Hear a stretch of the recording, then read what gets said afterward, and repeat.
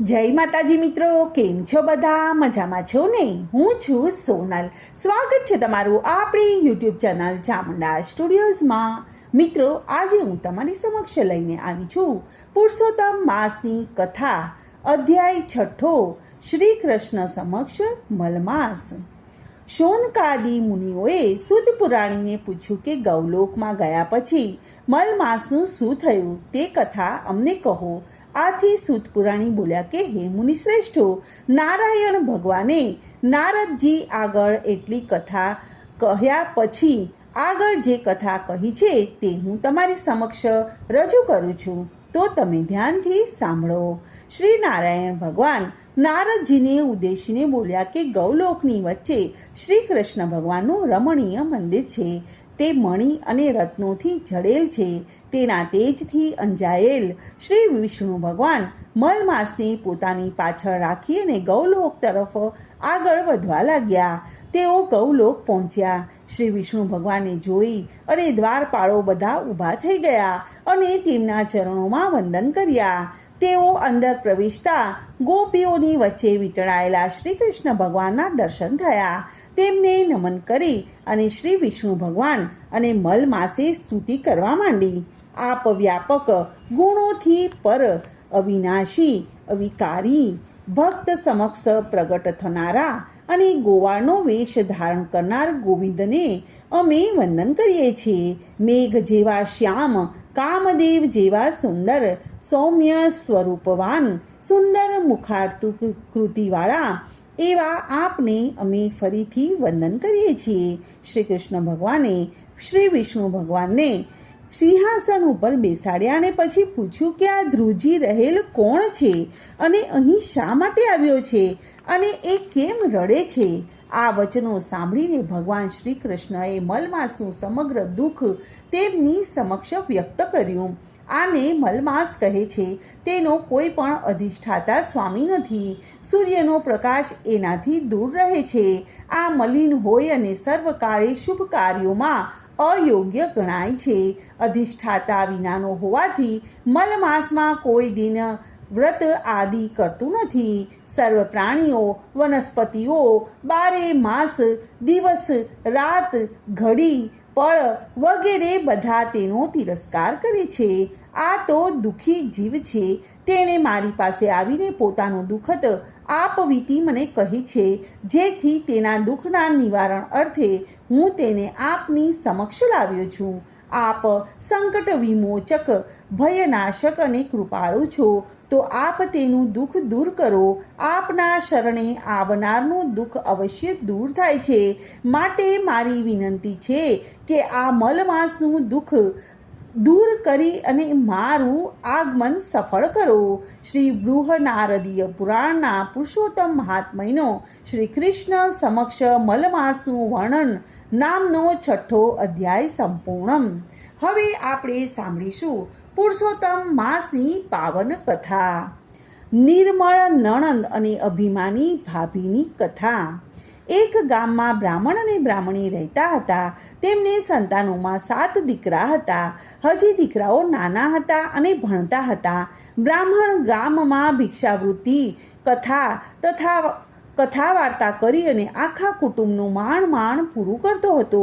કેટલીક વાર બ્રાહ્મણ અને બ્રાહ્મણીને ભૂખ્યા પેટે સૂઈ રહેવું પડતું હતું.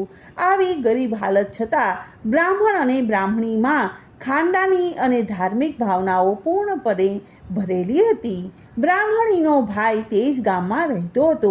તે પૈસે ટકે સુખી હતો, ખાનદાની હતો, પણ તેની પત્ની ઈર્ષાળુ અને અભિમાની હતી.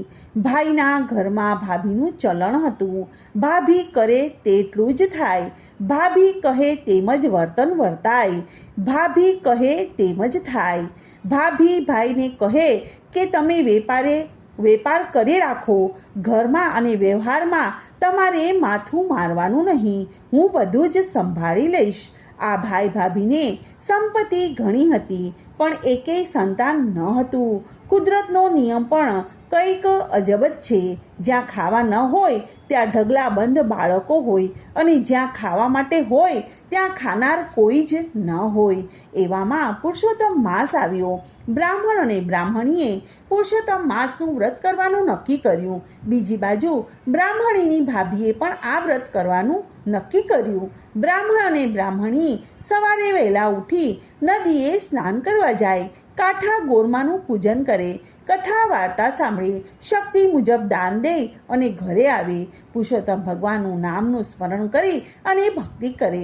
ભાભી સવારે મોડી ઉઠે, નાહવા માટે નદીએ જાય, ખોળિયું માંડ માંડ પલળે અને ભાગ ભાગ કરતી ઘેર દોડી આવે. તે તો સંતાન પ્રાપ્તિના અર્થે જ પરાણે પુરુષોત્તમ માસ કરતી હતી. તેને તેમાં ખૂબ રસ ન હતો. પુરુષોત્તમ માસ પૂરો થતાં ભાભીએ તેનું ઉજવણું કરવા માટે વિચાર કર્યો. પતિ પાસે સંમતિ લઈ અને તેણે તો ધૂમ દમાન સાથે ઉજવણીની તૈયારીઓ કરવા માંડી. તેણે ઘણા બધા સગાવાલાઓને જમવા માટે આમંત્રણ આપ્યું. લોકલાજને કારણે તેણે નણંદને ઘેર જઈને કહ્યું કે હું પુરુષોત્તમ માસનું ઉજવણું કરું છું, એટલા માટે તમારે સાગમટે જમવા આવવાનું છે. બધા છોકરાઓ અને પતિ સાથે હું જ્યારે બોલાવું ત્યારે જ આવજો. ખાઉં ખાઉં કરતાં દોડ્યા ન આવતા. સૌ જમી રહ્યા પછી હું તમને બોલાવવા માટે આવીશ. આટલું કહી અને ભાભી ચાલી ગયા. બ્રાહ્મણીને તેની ભાભીના વેણ સાંભળીને ઓછું આવી ગયું. તેની આંખમાં જળજળિયા આવી ગયા. તેણે ધીમે રહીને આંખ લૂછી નાખી, કેમ કે છોકરાઓ પાસે ઊભા હતા. હરખ ઘેલા થઈ અને છોકરાઓ તો નાચવા લાગ્યા. મામાના ઘેર સાંજે જાત જાતનું જમવાનું મળશે તે આશાએ છોકરાઓએ સવારે ખાધું પણ નહીં.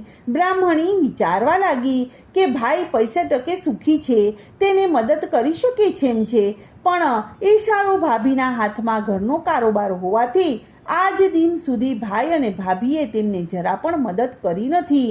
ભાભીના મીણા ટોણા સાંભળવા મળશે તે બીકે તે ભાગ્યે જ પિયરે જતી હતી. ઘણા વર્ષો થયા છતાં ભાઈ અને ભાભીએ તેને વાર તહેવારે એક કપડું પણ આપ્યું ન હતું. પછી ભાણે જણાને તો તે શું આપે? આવી ભાભી લોકલાજે આમંત્રણ તો આપતી ગઈ છે, પણ આશા નથી કે તે મને બોલાવવા માટે આવે. સાંજ પડી. સગાવાલાઓ બધા બની ઠનીને તૈયાર થઈને જમવા જવા લાગ્યા. બ્રાહ્મણીના બાળકો પણ માને કહે છે કે માં, અમને બધાને તૈયાર કર અને તું અને મારા પિતાજી પણ તૈયાર થઈ જાઓ. આપણે બધાએ આજે મામાને ત્યાં જમવા માટે જવાનું છે, તેથી મોડું ના કરશો. સવારના ભૂખ્યા છોકરાઓને બ્રાહ્મણી માંડ માંડ સમજાવીને શાંત રાખતી હતી. આપણે તો ઘરના માણસ, સૌ જમી લે પછી આપણે જઈએ તો જ શોભે. હમણાં તારી મામી આપણને બોલાવવા માટે આવશે, પછી આપણે જઈશું. આમ કરતાં કરતાં દિવસ આથમી ગયો. બધા જમીને પાછા ફરવા લાગ્યા, પણ મામાના ઘરેથી કોઈ પણ તેડવા માટે આવ્યું ન હતું. છોકરાઓ ધમપછાડા કરતાં સૂઈ ગયા. ત્યારે બ્રાહ્મણીનો જીવ કકળવા લાગ્યો. હું કેવી અભાગણી કે મારા ભાઈને ત્યાં આખું ગામ જમ્યું, જ્યારે મારા છોકરાઓ ભૂખ્યા રહી ગયા. છોકરાઓ સવારે પૂછશે તો હું શું જવાબ આપીશ? ભૂખ્યા પેટે સૂઈ ગયેલા છોકરાઓને સવારે કંઈક ખાવા માટે આપવું પડશે. માટે લાવ, ભાઈના ઘેર જાઉં અને ઘરની બહાર પતરાળા પડ્યા હશે એમાંથી કંઈક લેતી આવું. આમ વિચારીને તે ભાઈના ઘર તરફ જવા લાગી. ભાઈના ઘેર જઈને જોયું તો ઘરમાં મંગળ ગીતો ગવાય છે, આનંદ મસ્તી થાય છે, વાતોના તડાફા ચાલી રહ્યા છે. બ્રાહ્મણી ધીમા પગે પતરાળાના ઢગલા પાસે ગઈ અને આત્મા કકળે છે. પતરાળા લેવાનું દિલ થાતું નથી, પણ ભૂખ્યા સૂતેલ છોકરાઓને પટાવવા આ બધું તેને કરવું પડે છે. તેણે તો સાડલાના છેડે થોડાક પતરાળા બાંધી અને લઈ લીધા અને ચૂપચાપ ત્યાંથી પાછી ફરી ગઈ. અને બ્રાહ્મણીએ ઘેર આવી અને પતરાળામાંથી વધ્યું ઘટ્યું લઈ અને લાડવા વાળ્યા અને પછી બધા પતરાળાને વાળી અને ઘરની પાછળના ભાગમાં ફેંકી દીધા. અને તે રડતી અને કકળતી ભગવાનનું નામ લેતા લેતા સૂઈ ગઈ. બ્રાહ્મણી સવારે વહેલી ઉઠી અને ઘરની પાછળ નાખેલા પતરાળાને ભેગા કરી અને ઉકરડે નાખી દેવાનો વિચાર કર્યો. જ્યાં પતરાળા તરફ નજર કરી તો બધાએ પતરાળા સોનાના થઈ ગયેલા હતા. આ જોઈ અને તે તો આભી બની ગઈ. તેણે તો 2 હાથ જોડી અને પુરુષોત્તમ ભગવાનને નમન કર્યા. તે તરત જ પતિ પાસે દોડી ગઈ અને તેમને જગાડ્યા અને બધી વાત કરી. બ્રાહ્મણ અને બ્રાહ્મણી પુરુષોત્તમ ભગવાનની કૃપા માની અને આનંદિત થઈ ગયા. બ્રાહ્મણ બોલ્યો કે ભગવાન પુરુષોત્તમનું વ્રત આપણને ફળ્યું છે. તેમણે આપણી ગરીબી જોઈ અને આપણો ઉદ્ધાર કર્યો છે. ત્યારે બ્રાહ્મણી બોલી કે તમે આમ લાલચમાં ન પડો. આમ પતરાળા આપણા નથી, મારા ભાઈના છે. જે વસ્તુ જેની હોય તેને પાછી સોંપી દેવી જોઈએ. તેમાં જ પ્રભુ રાજી રહે છે. બ્રાહ્મણ ગરીબ હતો પણ ધર્મના માર્ગે ચાલનાર હતો. તેને પત્નીની વાત સાચી લાગી. તેણે પત્નીને કહ્યું કે તું કહે તે બરાબર છે. આપણે લાલચમાં આવી અને આ પતરાળા આપણે ત્યાં ન રાખવા જોઈએ. તું આ સોનાના પતરાળા તારા ભાઈના ત્યાં આપી આવ. અગર તારા ભાઈને અહીં બોલાવી અને તું એને શું પરત પાછા આપી દે. બ્રાહ્મણી તરત જ ભાઈના ઘેર પહોંચી. ભાઈ અને ભાભી હમણાં જ ઉઠ્યા હતા. બહેનને આવેલી જોઈ અને ભાઈ બહાર આવ્યો એટલે બહેને ધીમા સાદે કહ્યું કે ભાઈ, મારે તમારું જરૂરી કામ છે એટલે તમે મારી સાથે આવો. ઘેર ચાલો. નણંદનો અવાજ સાંભળી અને તેની ભાભી ઘરમાંથી બહાર આવી અને તેને લાગ્યું કે નણંદને નોતરું આપવા છતાં ભૂખી રાખી, તેથી તે ભાઈના કામ ભંભેળવા માટે આવી છે. આથી ઉતાવળા અવાજે તે બોલી કે નણંદબા, તમે ગઈકાલે રાત્રે તો બધા ભરપેટ જમી ગયા હતા, છતાંય અત્યારે મીઠાઈ માંગવા દોડી આવ્યા છો, તો તમને શરમ નથી આવતી? ભાભીના આવા વેણ સાંભળી અને બ્રાહ્મણીની આંખમાં જળજળિયા આવી ગયા અને દીધા નોતરે ભાણેજરા ભૂખ્યા રહ્યા એ વાતનું દુઃખ તો હતું જ. તેમાં ઉપરથી આવું બોલીને ભાભી ડામ દઈ રહ્યા હતા. કહેવા માટે જીભ તો સળવળી, પણ વાત સાંભળી અને ભાઈનું દિલ દુભાશે એમ વિચારતી તે મૌન રહી ગઈ. ભાઈ બોલ્યો કે કેમ તમે જમવા માટે આવ્યા છતાં મને મળ્યા નહીં? મારે તમને કાપડું આપવાનું હતું. આમ છતાં બ્રાહ્મણી કંઈ પણ બોલી નહીં અને ભાઈને લઈને પોતાના ઘેર આવી અને સોનાના પતરાળા તેની સન્મુખ મૂકી દીધા. અને પછી, ભાઈ, આ સોનાના પતરાળા તમારા છે, તમે ઘેર લઈ જાઓ. આ પતરાળા ઉપર અમારો અધિકાર નથી. અને ભાઈ આ સોનાના પતરાળા અને બહેનની વાત સાંભળી અને નવાઈ પામ્યો. તે બહેન સામું જોઈ રહ્યો અને બોલ્યો કે આ બધું શું છે? મને કંઈ પણ સમજાતું નથી. મને કંઈ સમજ પડતી નથી. તું મને વિગતથી સમજાવ એટલે મને કંઈક સમજ પડે. ત્યારે બ્રાહ્મણી આંસુ ભરી આંખે કહેવા લાગી કે ભાઈ, હું ખોટું નહીં બોલું. મારી ભાભી મને જમવા માટે ગઈકાલે નોતરું આપવા આવી હતી અને મને કહેલ હતું કે તમે જમવા માટે હું બોલાવું ત્યારે જ તમે જમવા માટે આવજો. રાત પડવા છતાં અમને આવું ત્યારે તમે બધા જમવા આવજો. રાત પડવા છતાં પણ અમને કોઈ બોલાવવા આવ્યું નહીં એટલે તારા ભાણેજડાઓને ભૂખ્યા પેટે સુવડાવી દીધા. પછી મને વિચાર આવ્યો કે સવારે છોકરાઓ મામાના ઘરે મિષ્ટાન ખાવા માટે માંગશે તો હું શું જવાબ આપીશ? આથી કરીને હું તારે ત્યાં મોડી રાત્રે આવી હતી અને ત્યારે તમે બધા ધમાલમાં હતા, તેથી મારા ઉપર નજર ન પડી. બધા પતરાળાને લઈને ઢગલો પડ્યો હતો. તેમાંથી થોડાક પતરાળા હું ઘરે લઈ આવી હતી અને વધ્યા ઘટ્યાના લાડવા વાળ્યા અને તે પતરાળા ઘરની પાછળના ભાગમાં નાખી દીધા હતા.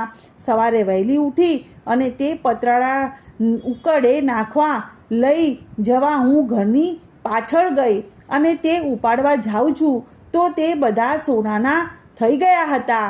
મેં તારા બનેવીને આ બધી વાત કરી અને અમે બંનેવે નક્કી કર્યું છે કે આ પતરાળા તારા હોવાથી આની ઉપર તારો અધિકાર છે, જેથી હું આ બધા પતરાળા તને આપવા માટે તને અહીં તેડી લાવી છું. બહેનની વાત સાંભળી અને ભાઈની આંખોમાંથી આંસુની ધારા વહેવા લાગી. એ હતા દુઃખના આંસુ. ગામ તેને ત્યાં જમી ગયું અને વાહ વાહ બોલાવી ગયું. જ્યારે તેની બહેન અને બનેવી અને ભાણેજડા ભૂખ્યા પેટે સૂઈ ગયા. તેને પોતાની પત્ની ઉપર ઘણો તિરસ્કાર છૂટ્યો. બીજા હતા હર્ષના આંસુ. આટલું બધું વીતવા છતાં પણ બહેન ભાઈને જણાવતી નથી અને સોનાના પતરાળા તેને આપવા માટે તૈયાર થઈ ગઈ. આ હતી ગરીબ બહેનની દિલદારી અને ખાનદાની. ભાઈને રડતો જોઈ અને બહેને તેને આશ્વાસન આપી અને શાંત પાડ્યો. ભાઈ તરત જ સમજી ગયો કે આ ગરીબ બહેનના વ્રતનો પ્રભાવ છે. પુરુષોત્તમ ભગવાને તેની ઉપર કૃપા કરી છે. જ્યારે ભગવાને તેને આપ્યું છે તો તેના ઉપર મારો કોઈ પણ હક ન ગણાય. જો હું આ લઉં તો હું પાપમાં પડું. છેવટે બહેનને ઉદ્દેશીને ભાઈએ કહ્યું કે બહેન, આ પતરાળા ઉપર મારો કોઈ પણ અધિકાર નથી. આ તો તને પુરુષોત્તમ ભગવાને વ્રતના ફળ રૂપે આપ્યા છે. તો આ ધનમાંથી તું પુણ્યદાન કર. આ તારું છે અને તું ભોગવ. આમાં કહી અને ભાઈ પોતાના ઘેર ચાલ્યો ગયો. બ્રાહ્મણ અને બ્રાહ્મણીએ આમાંનું થોડું સોનું વેચી અને રોકડ નાણું એકઠું કર્યું. ઘરને ઠીકઠાક કરાવ્યું. બ્રાહ્મણ અને બ્રાહ્મણી અને બાળકોના નવા કપડાં તૈયાર કર્યા. પછી જમણવાર ગોઠવ્યો. બ્રાહ્મણ અને બ્રાહ્મણી જાતે જ જઈ અને ઘેરો નોતરા દઈ આવ્યા. આ વાત ઉડતી ઉડતી ભાભીને કાને આવી. તેનું મન નારાજ થઈ ગયું. તેણે તેના પતિને પૂછ્યું કે મેં સાંભળ્યું છે કે તમારી બહેન જમણ કરે છે, તેને આખા ગામને નોતરા આપ્યા છે, તે વાત ખરી છે? ત્યારે હા, આ વાત ખરી છે. પુરુષોત્તમ ભગવાને તેના ઉપર કૃપા કરી છે. તે હવે ગરીબ નથી રહી, આપણા કરતાં એ વધુ ધનવાન થઈ ગઈ છે. આખા ગામને તે જમાડવાની છે. આપણા ઘરે પણ નોતરું દેવા માટે આવશે. થોડીક જ વાર થઈ કે બ્રાહ્મણ અને બ્રાહ્મણી બંને તેમના ઘેર નોતરું દેવા આવ્યા. તેમને આવવાનું આમંત્રણ આપ્યું અને ચોક્કસ આવવા માટે કહ્યું. નણના નોતરાથી ભાભીના પેટમાં તેલ રેડાયું, પણ કરે શું? તેણે સમય પારખી અને નણંદ અને નણદોઈને આવકાર આપી અને ઘરમાં માન આપ્યું. સાંજે જમણવાર થયો. સૌ જમવા માટે આવ્યા. 32 પકવાન અને 33 શાક પીરસાયા. પુરુષોત્તમ ભગવાને રસોઈમાં એવો મીઠો સ્વાદ મૂક્યો કે સૌ કોઈ આંગળા ચાટતા થઈ ગયા. બધા જ રસોઈના ભારોભાર વખાણ કરવા લાગ્યા. છેલ્લે ભાઈ અને ભાભી અને પોતાના પતિ સાથે બ્રાહ્મણી જમવા બેઠી. સૌથી મોટો ભાણિયો લાડુ લઈને પીરસવા નીકળ્યો. તેણે બધાને ઘીથી લચપતતા લાડુ મૂક્યા અને મામીની થાળીમાં સોનાનો લાડુ મૂક્યો. સોનાનો લાડુ જોઈ અને મામી બોલી કે ભાણેજડા, આ તે વળી મને શું પીરસ્યું? સોનાનો લાડુ કંઈ ખવાતો હશે? તુંય ખરો છે. ત્યારે ભાણેજે ઠાવકું મોં રાખીને બોલ્યો કે મામી, અમે રહ્યા ગરીબ, તમને શોભે એવું અમે પીરસ્યું છે, માટે તમે પ્રેમથી જમો. તમારા ઘેર અમે જમવા આવ્યા ત્યારે તમે અમારી ઘણી સંભારણા કરી હતી. એવી સરભણા અમારાથી થાય નહીં. તો આ ફૂલ નહીં અને ફૂલની પાખડી છે. ભાણેજનો ટોણો મામી તરત જ સમજી ગયા. તેનો બોઠપનો પાર ન રહ્યો. તેની આંખ ઉઘડી ગઈ. તેથી આંખમાંથી અનાયાસે આંસુ સરી પડ્યા. તેને ઘણો પસ્તાવો થયો. તેણે ઊભી થઈને નણંદની માફી માંગી. નણંદે તેને માફ કરી. આ રીતે પુરુષોત્તમ માસનું વ્રત કરવાથી ગરીબ બ્રાહ્મણનો ઉદ્ધાર થઈ ગયો અને તે સુખ અને શાંતિથી પોતાના પરિવારમાં શાંતિથી રહેવા લાગી. બોલો કૃષ્ણ કનૈયા લાલ કી જય. પુરુષોત્તમ ભગવાનની જય.